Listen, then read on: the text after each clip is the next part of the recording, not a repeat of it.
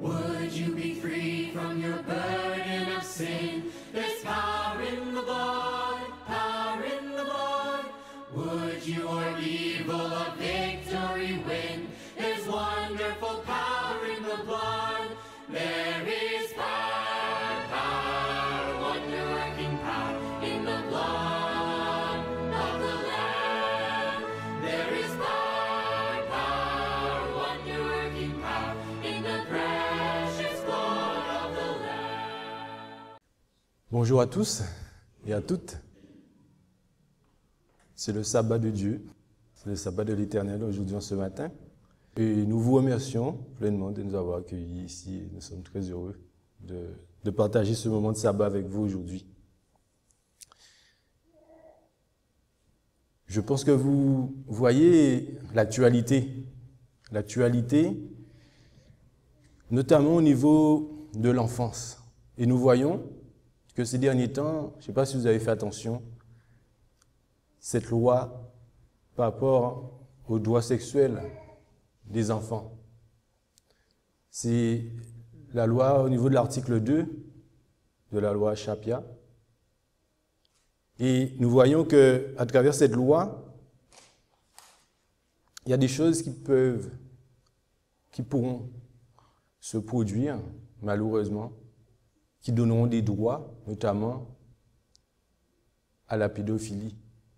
Je vous invite vraiment à vous renseigner et à voir, pour les enfants notamment qui sont à l'école, à partir de septembre, ça sera obligatoire de les former, de les expliquer. Pas mal de détails sur la sexualité que ni à 3 ans, ni à 4 ans, ni à 5 ans, ni à 6 ans, ni à 10 ans qu'on devrait savoir. Et là, ça commence à être très grave. Et le Seigneur nous a donné des éléments, notamment par rapport à ce qui s'est passé à Sodome et Gomorrhe, ce qui s'est passé à l'entrée de Sodome et Gomorrhe. Et voilà, en France, nous arrivons maintenant, et dans d'autres pays déjà, certaines lois se sont déjà produites, le mariage homosexuel et consorts, et maintenant, il y a des associations aux États-Unis qu'on appelle LGBT, c'est-à-dire lesbiens, gays, bisexuels, tout ça. Et bientôt, ça sera LGBTQ, je crois, ou en français, c'est LGBTP, pour la dernière lettre pour pédophile. Et ce sont des choses réelles qui sont en train de se produire devant nous. Ce n'est pas de l'illusion, les amis. Donc, ça nous montre que nous arrivons à un temps bien précis et que Jésus revient véritablement. Là, nous avons réellement les avant-goûts, les choses qui, dans Matthieu, Luc 24, qui nous montrent que nous arrivons réellement dans ces derniers temps. Et donc, pour pouvoir justement y parvenir, Dieu, un peuple et son peuple est censé se préparer pour prêcher un message au monde entier. Et là, à l'heure actuelle, nous sommes dans ce temps d'attente où le peuple de Dieu est censé se préparer.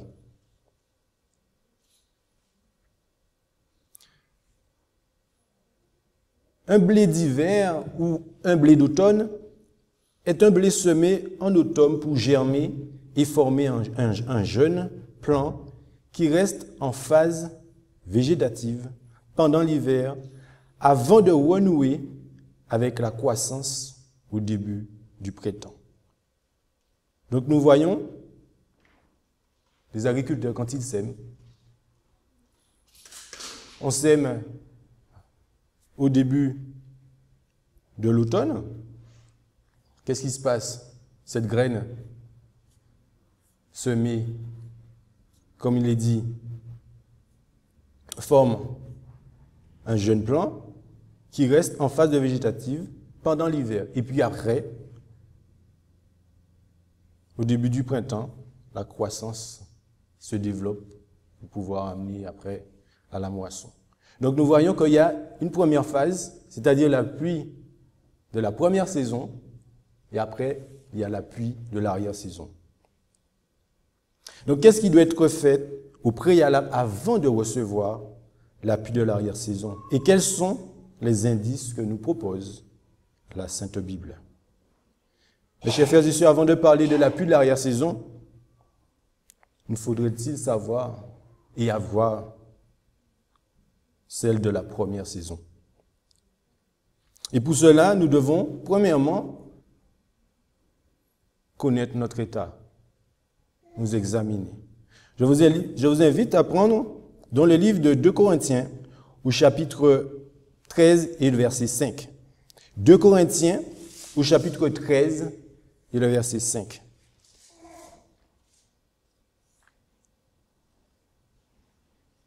Il nous est dit, examinez vous-même pour savoir si vous êtes dans la foi. Éprouvez vous-même, ne reconnaissez-vous point vous-même que Jésus-Christ est en vous, à moins que peut-être vous ne soyez éprouvés. Je vous invite à faire une courte prière avec moi pour pouvoir introduire ce moment que le Seigneur souhaite nous faire part. Père éternel, notre Dieu, que tu puisses disposer nos cœurs et nos pensées. En cet instant, nous avons besoin de toi, afin que tu puisses disposer nos cœurs, ouvrir notre entendement, afin que, Seigneur, cela puisse produire du fruit en nous. Car nous sommes dans des temps solennels de préparation, et tu souhaites que ton peuple se prépare, soit prêt pour les événements qui vont suivre, Seigneur. Fortifie-nous, Seigneur. Accorde-nous la plénitude de ton Esprit Saint. Envoie tes saints anges, des myriades d'anges, afin de nous encadrer, de nous protéger, et que nous soyons pleinement en ta présence. Pardon encore pour nos péchés, Seigneur. Lave-nous, purifie-nous dans le sang précieux de ton Fils, notre Seigneur Jésus-Christ. Et c'est en son nom que nous te prions et pour ta gloire. Amen. Donc, il nous est dit dans 2 Corinthiens chapitre 13, le verset 5, « Examinez-vous vous-même pour savoir si vous êtes dans la foi. » Là, nous voyons que l'apôtre Paul nous explique une démarche que nous devons faire. Nous devons nous examiner constamment. Pourquoi? Matthieu, chapitre 12 et le verset 34. Matthieu, chapitre 12 et le verset 34. Il nous est dit, « Race de vipères, comment pourrez-vous dire de bonnes choses étant méchants? Car c'est de l'abondance du cœur que la bouche parle. » Pourquoi nous devons nous examiner? C'est pour connaître notre état et savoir qu'est-ce qui réside dans notre cœur. Car dans Matthieu 15, verset 19, « Car c'est du cœur que viennent les mauvaises pensées, les meurtres, les adultères, les fornications, les larcins, les faux témoignages, les blasphèmes. »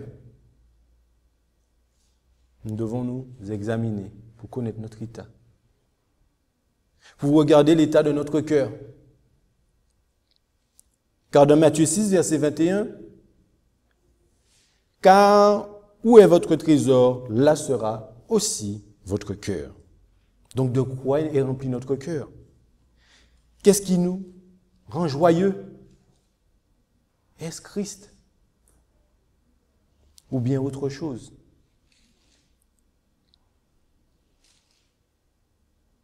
Matthieu 12, verset 33. Vous dites que l'arbre est bon et son fruit est bon. Vous dites que l'arbre est mauvais et son fruit mauvais. Car on connaît l'arbre par leurs fruits.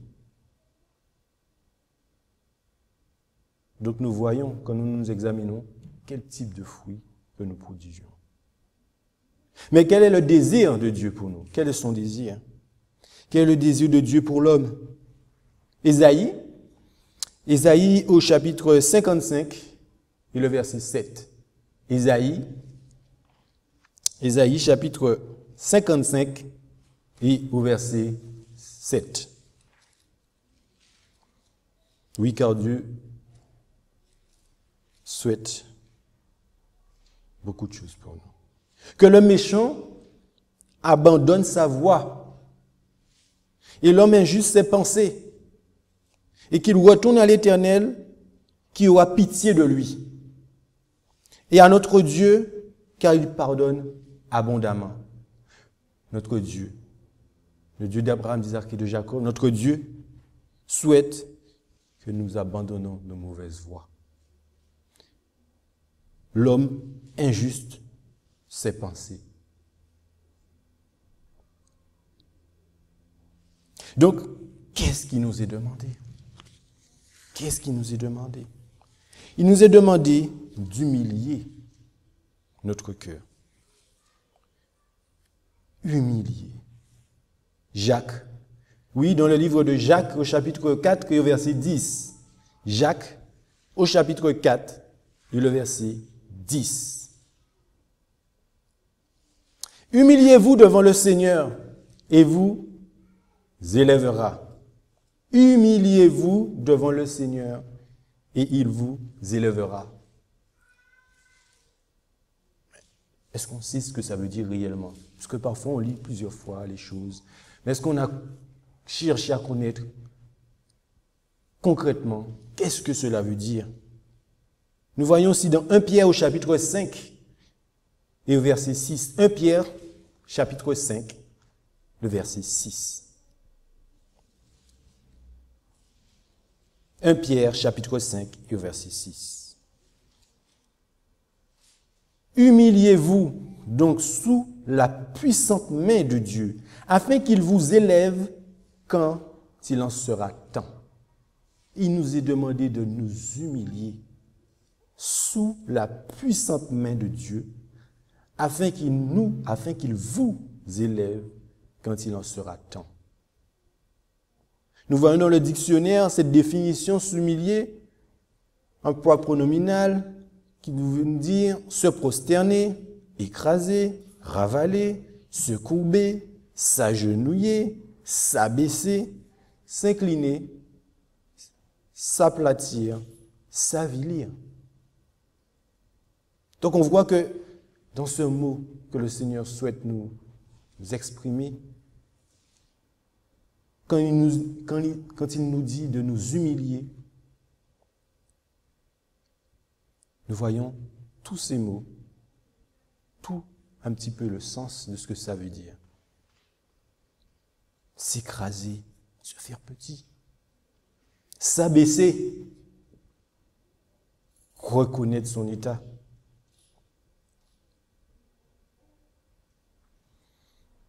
Donc là, nous allons examiner ce temps de préparation pour recevoir cette pluie tant attendue. Nous devons humilier notre cœur dans une véritable repentance. Oui, nous allons examiner ça ce matin. Donc, dans la Strong Concordance, au numéro 5013, le mot humilier, qui s'exprime dans le sens, dans le grec, tapiono. Généralement traduit par rendre humble, abaisser, humilier, s'humilier, humiliation. Donc dans cette définition, nous avons premièrement baisser, abaisser, niveler, aplanir, métaphore amener à un état humble, réduire à des moyens plus modestes, assigner à un rang ou à une place inférieure, abaisser, humilier, être mis au-dessous d'autres qui sont honorés ou récompensés, s'humilier ou s'abaisser par une vie humble, s'humilier ou s'abaisser par une vie humble, baisser, déprimer, affaiblir, d'une âme perdant sa fierté, avoir une opinion modeste de soi-même, se comporter sans prétention de façon modeste, etc. Exemple de toute arrogance. Donc nous voyons dans cette définition ce que ça veut dire s'humilier. S'humilier ou s'abaisser par une vie humble. Et avons-nous des exemples dans la parole de Dieu où certaines personnes se sont humiliées? Est-ce que vous en connaissez? On va prendre quelques textes, notamment dans 1 Roi, 1 Roi au chapitre 21 et au verset 29. 1 Roi, chapitre 21 et verset 29. As-tu vu comment Akab s'est humilié devant moi? Parce qu'il s'est humilié devant moi, je ne ferai pas venir ce malheur de son sang. Ce sera au jour de son fils que je ferai venir le malheur sur sa maison. 2 Chroniques au chapitre 7 et verset 14. Et que mon peuple, sur lequel mon nom est invoqué, s'humilie, crie et cherche ma face, et qui se détourne de ses mauvaises voies, alors je l'exaucerai des cieux, je pardonnerai ses péchés et je guérirai son pays. Oui. S'humilie, crie, cherche ma face. 2 Chroniques au chapitre 12 et au verset 12. 2 Chroniques, chapitre 12 et au verset 12. Ainsi comme il s'était humilié, donc les chefs d'Israël et les rois, au verset 6. Donc ainsi comme il s'était humilié, la colère de l'Éternel se détourna de lui. Il ne le détruisit pas entièrement, car il avait encore de bonnes choses en Juda. 2 Chroniques, toujours au chapitre 34 et au verset 27. Parce que ton cœur a été touché et que tu t'es humilié devant Dieu. Donc, au verset 26, les rois de Juda. Quand tu as entendu ces paroles contre ce lieu et contre ses habitants, parce que tu t'es humilié devant moi et que tu as déchiré tes vêtements et que tu as pleuré devant moi, moi aussi, j'ai entendu.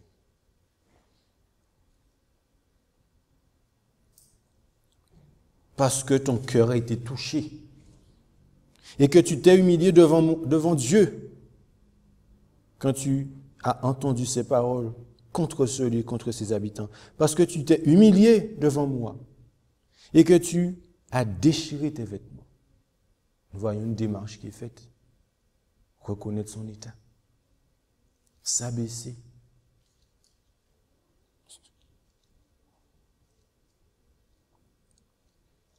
Voilà ce que l'inspiration nous dit. Dans Témoignage pour l'Église, volume 1, page 486, les paragraphes 1.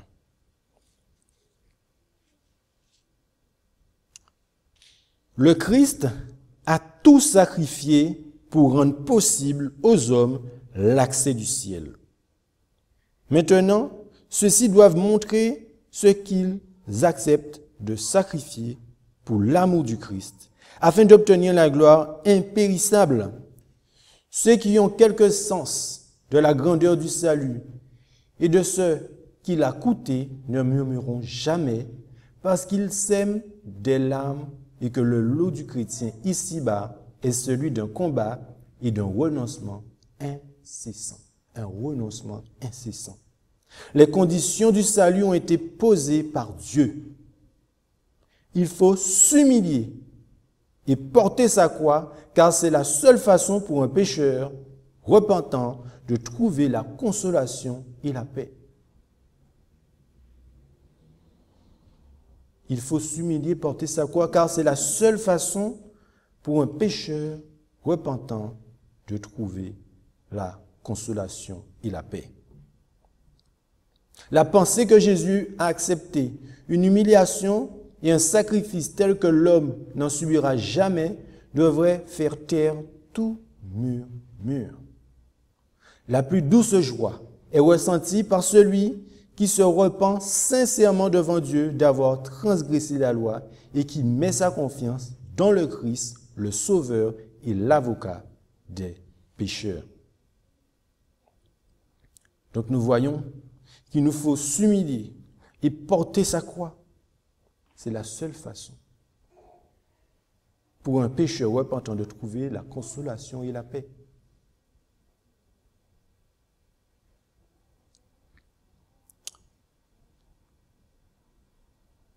Dans le livre Le meilleur chemin,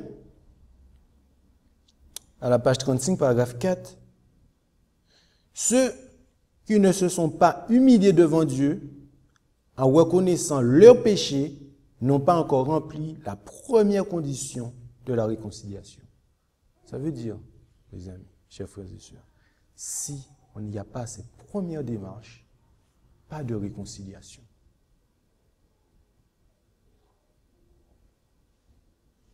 Et donc, nous voyons que nous devons nous humilier, reconnaître notre état, s'examiner, mais dans une véritable repentance. Qu'est-ce que cela veut dire? Encore, une véritable repentance. Qu'est-ce que nous dit Pierre? Pierre, dans les Actes, chapitre 3, versets 19 et 20. Actes, chapitre 3, versets 19 et 20. Repentez-vous donc et convertissez-vous afin que vos péchés soient effacés. Donc nous voyons deux choses. Pour que nos péchés soient effacés, nous devons nous repentir et nous convertir. Afin que des temps de rafraîchissement viennent de la part du Seigneur et qu'il vous envoie celui qui vous a été annoncé auparavant, le Christ Jésus. Donc Pierre nous indique, pour l'effacement de nos péchés, deux choses doivent être faites. Se repentir et se convertir. Car dans Luc 13, verset 3, Luc au chapitre 13 et au verset 3, il nous dit ceci. Nous, non, vous dis-je, mais si vous ne vous repentez, vous périrez tous de même.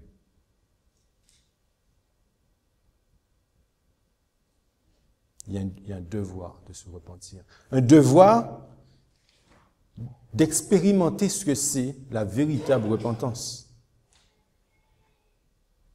Donc, est-ce qu'on a aussi pris le temps d'examiner ce mot? La repentance. Dans la Strong Concordance, le numéro 3340, voilà ce qui nous est dit.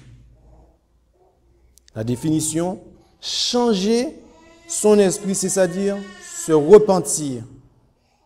Changer son esprit pour le meilleur, s'amender du bon cœur avec une extrême horreur de ses péchés passés. Donc quand on se repent, c'est pas pour recommencer. La vraie repentance, on ne recommence pas. Donc quand ils prêchent, quand ils ont prêché, Jean-Baptiste et les disciples, le baptême de repentance, c'était pour amener toutes les personnes à reconnaître leur état afin de changer, pour ne pas rester dans ce même état. Mais un changement doit s'opérer. Quand on se repent, quand vous demandez pardon à quelqu'un, ou quelqu'un vous demande pardon, forcément, il y a un changement qui se produit. Si vous ne voyez pas qu'il y a un changement, les amis, posez-vous la question s'il y a vraiment une repentance. Quand on se repent d'avoir fait une mauvaise chose, ça veut dire qu'on a reconnu. Et qu'est-ce qu'il nous est dit dans la définition? On a une extrême horreur de ses péchés. Ça veut dire que lorsqu'on a fait quelque chose de mauvais et on le réalise, Jésus nous l'a montré, ça doit nous venir en dégoût. On ne souhaite plus recommencer cela. Vous connaissez cette parabole, cette histoire, dans le livre de Luc au chapitre 15. Luc au chapitre 15, et à partir du verset 15. Luc chapitre 15, à partir du verset 15. Le fils prodigue.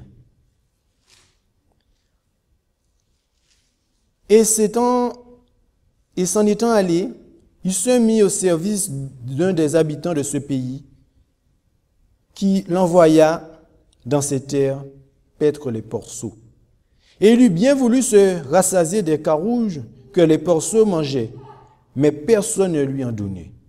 Étant donc rentré en lui, il dit, combien de serviteurs au gage de mon père ont du pain en abondance, et moi, je meurs de faim. Je me lèverai et m'en irai vers mon père et je lui dirai, écoutez ce qu'il dit, mon père, j'ai péché contre le ciel et contre toi et je ne suis plus digne d'être appelé ton fils. Traite-moi comme l'un de tes mercenaires.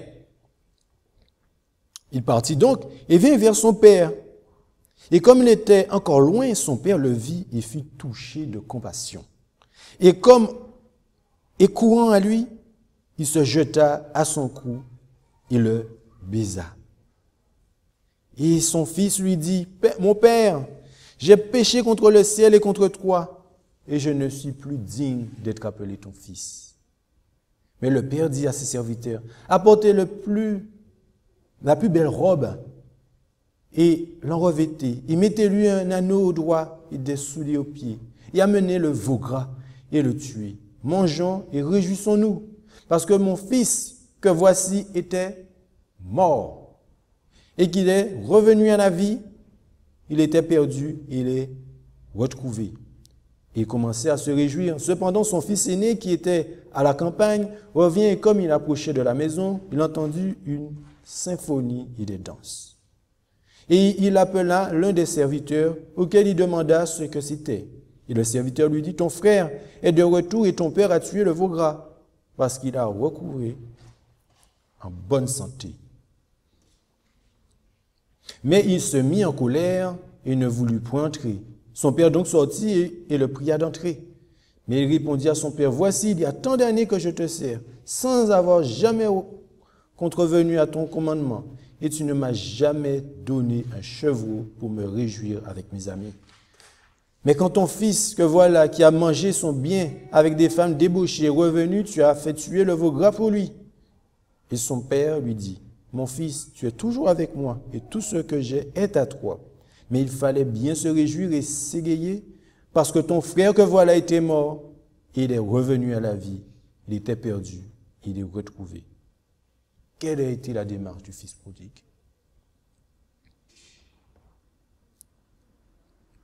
Qu'est-ce qui s'est passé? Il a reconnu l'horreur de ses péchés envers Dieu et son Père. Dieu n'agit pas parfois comme pareil pour nous. Avant même qu'il parle avec son Père se réjouissait déjà. Il a vu son état. Il a reconnu ce qu'il a fait, c'était très mauvais. Il a reconnu son péché. Il a demandé pardon à son Père. Mais ce que nous devons ne pas oublier, c'est qu'il a reconnu ses péchés. Il a reconnu ce qu'il a fait de mal. Et qu'est-ce que Jean-Baptiste? Qu'est-ce que Jean-Baptiste prêchait, lui? Marc chapitre 15.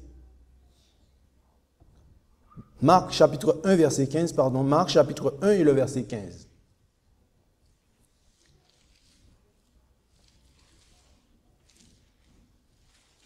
Marc chapitre 1 et le verset 15.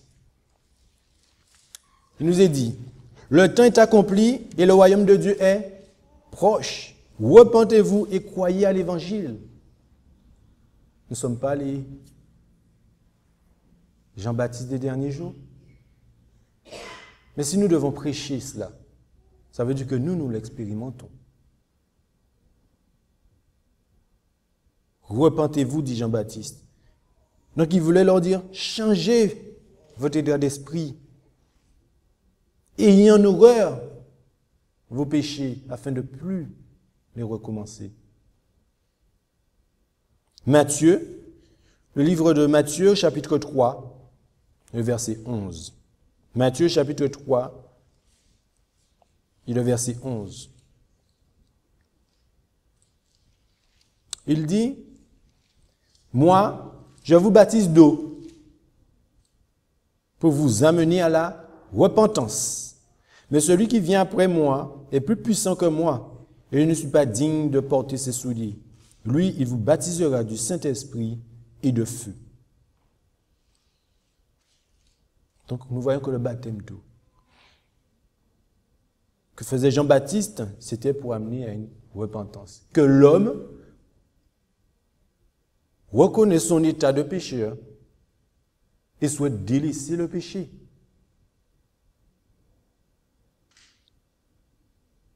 Matthieu chapitre 3, verset 8.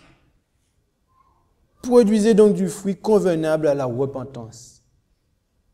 Produisez donc du fruit convenable à la repentance. C'est normal quand on se repent. Réellement, la véritable repentance, on ne recommence plus ce qu'on faisait avant comme péché. Ce qui fait que on produira du fruit de qualité. Acte chapitre 13 encore, au verset 24. Acte chapitre 13, verset 24. Avant sa venue, Jean avait prêché le baptême de repentance à tout le peuple d'Israël. Donc Jean prêcha le baptême de repentance pour un changement d'état d'esprit afin que nous reconnaissions que nous sommes pécheurs, que nous reconnaissions nos fautes, nos péchés et nous demandions pardon. C'est-à-dire un réel engagement du cœur et de l'esprit à ne plus retourner en arrière sur ce qui s'est passé et s'engager en nouveauté de vie en Christ. Et que nous ayons une extrême horreur de nos péchés passés. Une extrême horreur de nos péchés passés. Mais pensez-vous que nous pouvons y parvenir par nos propres moyens?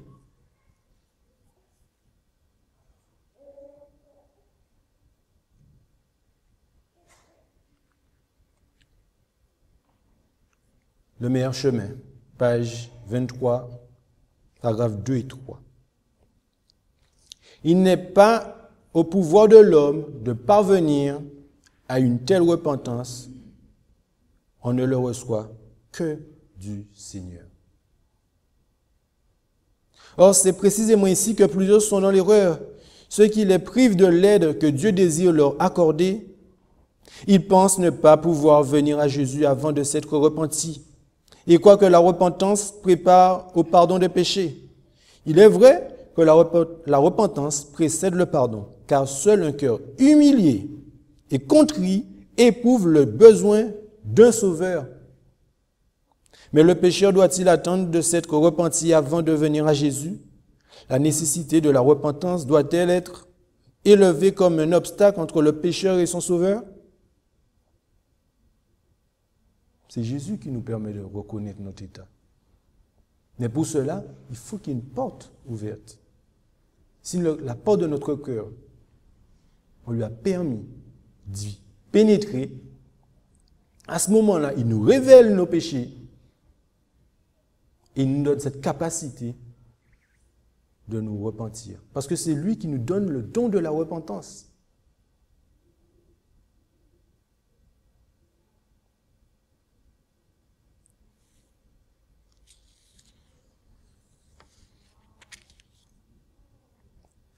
L'Écriture n'enseigne nulle part que le pécheur doive se repentir avant de répondre à cette invitation du Sauveur. Venez à moi, vous tous qui êtes fatigués et chargés, et je vous donnerai du repos. Matthieu 11, verset 28. C'est une puissance émanant de Jésus qui nous donne la véritable repentance. L'apôtre Pierre a éclairci cette question quand il a fait aux Israélites cette déclaration. Dieu l'a élevé par sa droite comme prince et sauveur pour donner à Israël la repentance et le pardon des péchés. Acte 5, verset 31. Il est tout aussi impossible de se repentir sans avoir la conscience réveillée par l'Esprit de Dieu que d'obtenir le pardon sans Jésus-Christ. C'est à travers le Christ qui nous donne le don de la repentance et qui fait que nous nous repentions.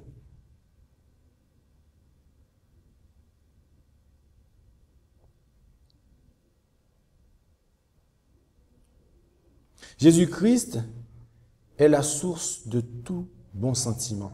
C'est lui seul qui peut mettre dans nos cœurs l'horreur du péché.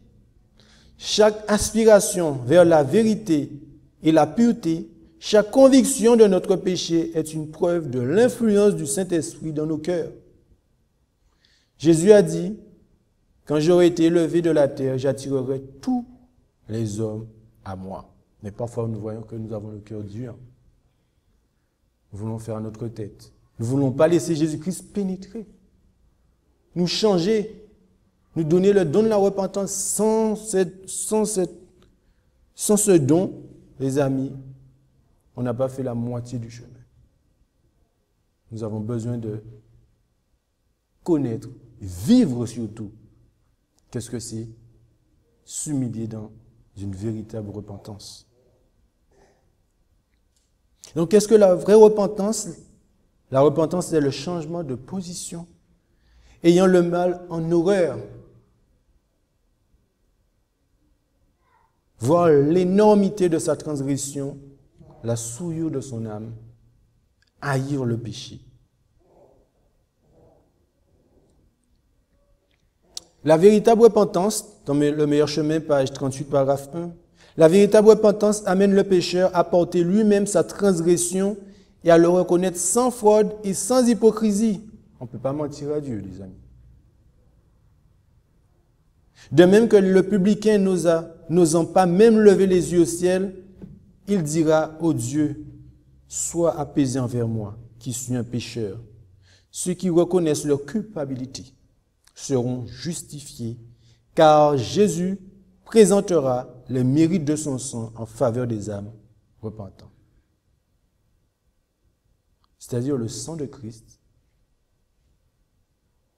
nous couvre si nous reconnaissons notre état. Si nous reconnaissons que nous avons besoin de lui. Si nous reconnaissons que sans lui, nous ne pouvons pas faire le bien.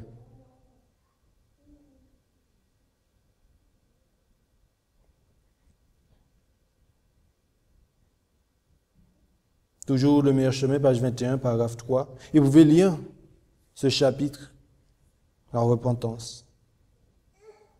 Ils sont nombreux ceux qui ne comprennent pas la véritable nature de la repentance. Beaucoup de personnes gémissent sur leurs péchés et se réforment même extérieurement parce qu'elles craignent les conséquences de leurs mauvaises actions.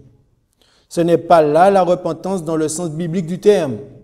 C'est redouter la souffrance plutôt que le péché lui-même. Telle fut la douleur d'Ésaü quand il vit qu'il avait perdu à toujours son droit d'aînesse. Balaam, terrifié par l'apparition sur son chemin d'un ange armé d'une épée nue, confessa son péché dans la crainte de perdre la vie. Ce n'est pas parce qu'on a peur, les amis, qu'on doit venir et demander à Dieu, pardonne-nous. Mais il n'y avait pas en lui de repentance véritable, pas de changement de disposition, pas d'horreur du mal.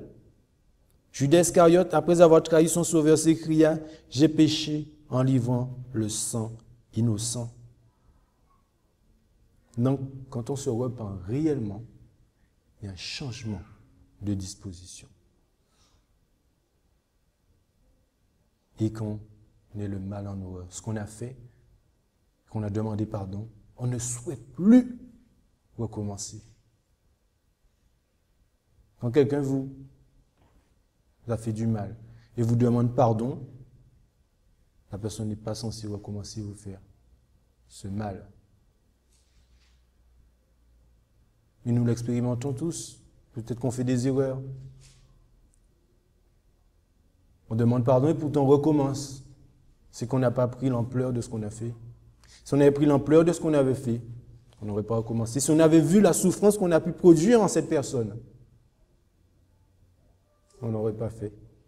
Parce qu'on aurait demandé à Jésus de nous donner cette force de ne plus blesser mon frère, ma soeur, ma mère, mes amis, car je leur ai fait du mal. On n'est pas censé aimer faire du mal. Ça veut dire qu'on doit chercher à ne pas en faire. Demandez à Jésus cette capacité, cette force, ce don de repentance à ne pas reproduire ce qu'on a fait de mal.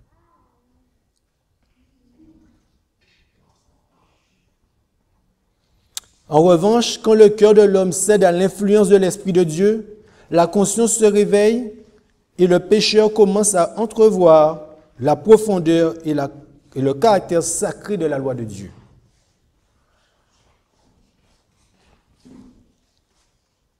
Loi qui est à la base de son gouvernement dans le ciel et sur la terre. La lumière qui, en venant dans le monde, éclaire tout homme, Jean 1, verset 9, illumine les replis les plus secrets de son âme et met en évidence les choses cachées dans les ténèbres. La conviction du péché s'empare alors de son esprit et de son cœur. Saisi de sentiments de la justice de Jéhovah, le pécheur est terrifié à la pensée de paraître coupable et impur devant celui qui sonde les cœurs. Il voit l'amour de Dieu, la beauté de la sainteté, la joie de la pureté et désire être purifié et entrer en communion avec le ciel. Voilà les amis, quand il y a une véritable repentance, on laisse Jésus nous amener à ce don merveilleux où on reconnaît nos transgressions, on reconnaît notre état, on ne cherche pas à se justifier quand on se repent. On a cette conviction d'avoir péché, cette conviction d'avoir offensé quelqu'un, d'avoir fait du mal, transgressé la loi de Dieu, et qu'on ne souhaite plus recommencer.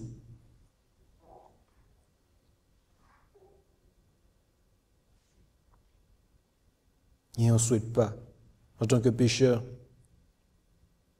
avoir cette pensée de paraître coupable et impur devant celui qui sonde des cœurs.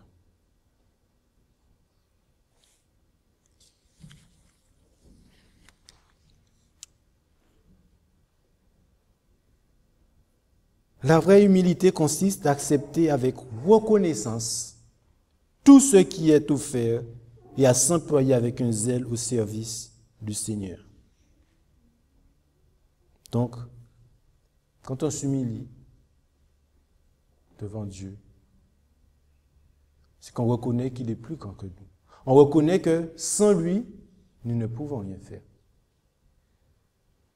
Et à ce moment-là, à travers ce don merveilleux qu'il nous donne, cette repentance, il nous donne cette assurance que nos péchés sont effacés. Et à ce moment-là, il nous donne ce zèle au service du Christ. Donc, les disciples, dans ce temps d'attente, ils ont expérimenté la première pluie. Et pendant cette pluie qu'ils voulaient expérimenter, cette première pluie, la pluie de la première saison, ils ont vécu ce qu'on a vu là. Ils ont humilié leur cœur dans une véritable repentance. Ça veut dire que si on veut recevoir la pluie de l'arrière-saison, nous devons passer par là. Humilier notre cœur dans une véritable repentance. Sinon, ce n'est pas possible. Il y a des conditions, il y a des étapes pour recevoir cette pluie.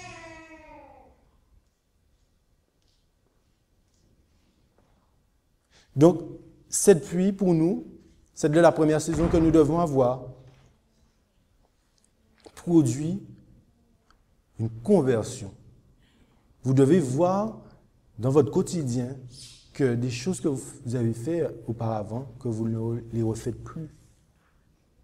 Par la grâce de Dieu que vous ne les refaites plus, ça veut dire qu'il y a une conversion qui s'opère. S'il n'y a pas ça, si vous ne voyez pas ça, cherchez le Seigneur davantage. Parce que cela doit se produire en fait. Acte 17, verset 30. Acte chapitre 17.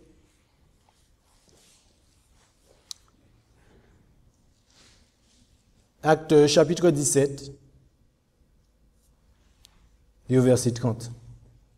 Dieu, sans tenir compte des temps d'ignorance, annonce maintenant à tous les hommes, en tout lieu, qu'ils aient à se repentir. Dans la version observable, qui dit se convertir dans la Louis II 21, changer d'attitude. Dieu nous demande de nous repentir, que cette repentance opère une conversion en nous. Et là, nous allons voir que les fruits sont tout autres.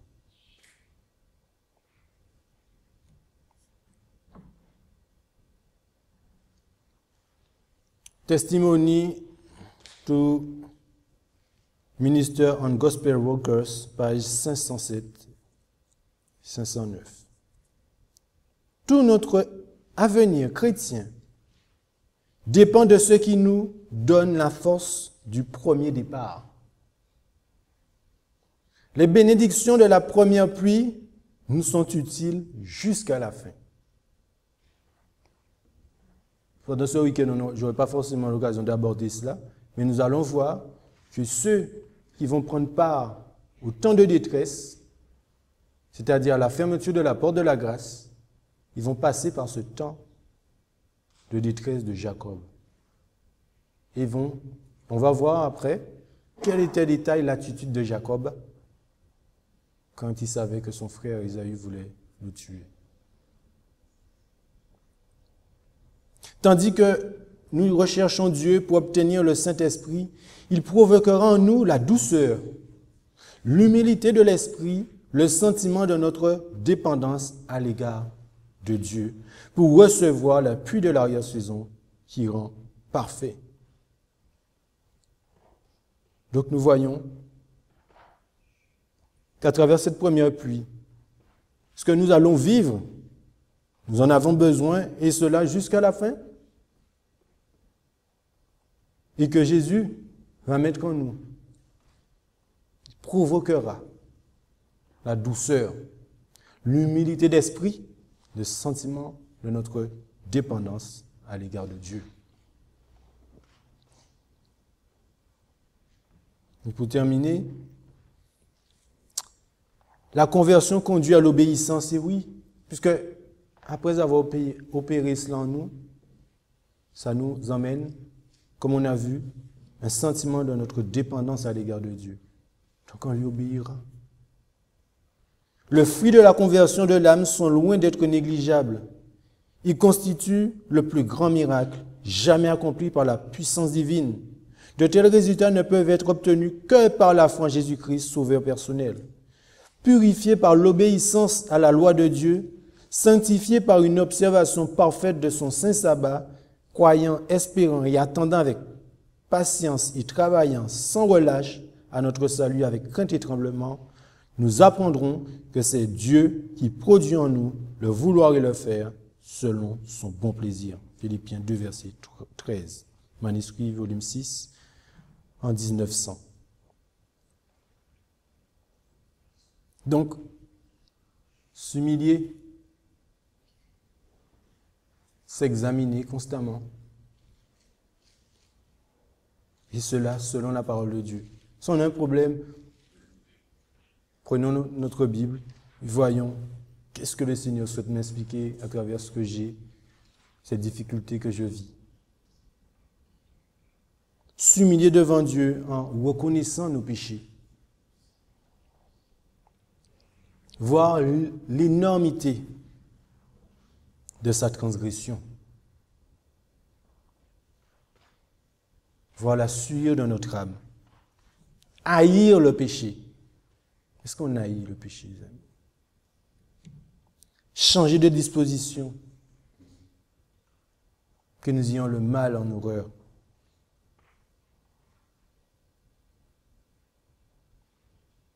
Donc si on laisse le Christ, si on laisse notre cœur ouvert, il va pénétrer afin d'opérer ce changement, cette conversion en nous.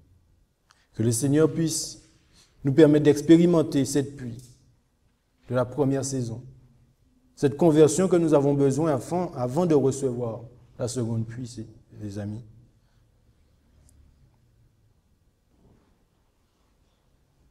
Car cela nous donne la force du premier départ pour tout ce qui va suivre.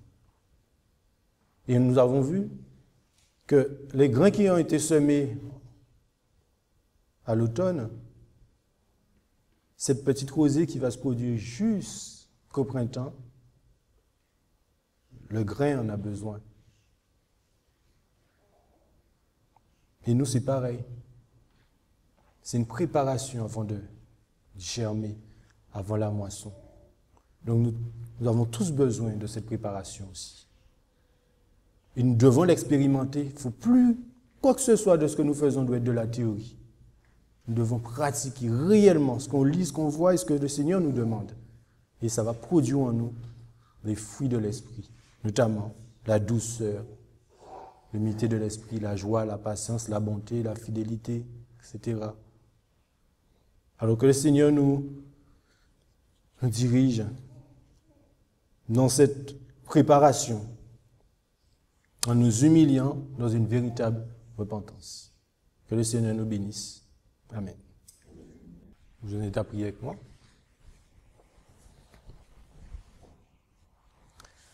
Tendre Père Céleste, merci infiniment pour nouvelle fois tes instructions, car tu nous aimes d'un amour infini et que tu souhaites que tes enfants, tout un chacun, parviennent à la repentance. Merci Seigneur de nous accorder ce don de repentance afin que nous puissions reconnaître cette dépendance que nous avons tant besoin de toi. Nous souhaitons que tu sois le centre de notre vie, que nous pensons à toi sans cesse, que nous soyons en communion avec toi comme ton Fils est en communion avec toi chaque instant de sa vie. Alors Seigneur, permets-nous d'expérimenter cette première pluie afin que cela puisse nous donner cette force pour pouvoir recevoir la seconde. Bénis tes enfants, tout un chacun ici présent ce matin, et que ta grâce et ta paix soient sur chacun d'entre nous. Nous demandons encore pardon pour nos péchés, que tu puisses nous laver, nous purifier, dans le sang précieux de ton Fils Jésus-Christ, et sans son nom, Père éternel. Et nous te prions, et que nous te demandons toutes ces grâces, et pour ta gloire. Amen.